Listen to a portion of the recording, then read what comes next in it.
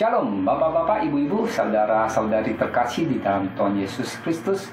Good news kali ini kita akan bicara mengenai forget, focus, and forward.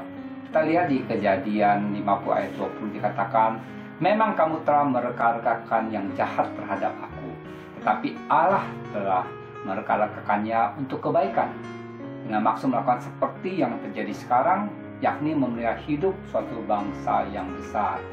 Kita lihat kisah Yusuf. Ketika Yusuf sampai kepada saudara-saudaranya, dengan kasar mereka meninggalkan jubah Yusuf yang maha indah itu, lalu mereka menyeret dia dan melemparkannya ke dalam sumur yang kering.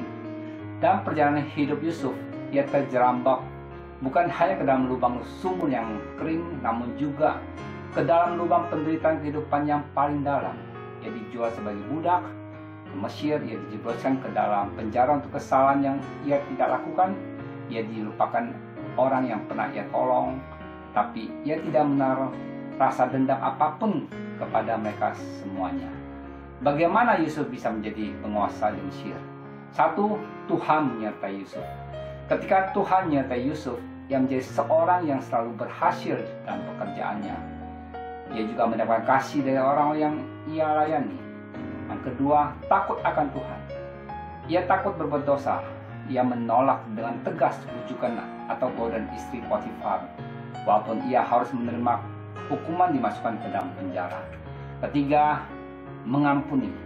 Yusuf mau mengampuni saudara-saudaranya yang telah menjualnya sebagai budak, maupun juru minuman yang melupakan kebaikannya dalam menafsirkan mimpinya.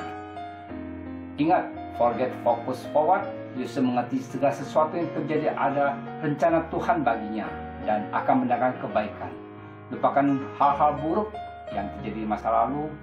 Fokus dan jalani proses yang Tuhan berikan dengan takut akan Tuhan, dan belajarlah mengampuni orang-orang yang bersalah. Amin. Tuhan Yesus memberkati.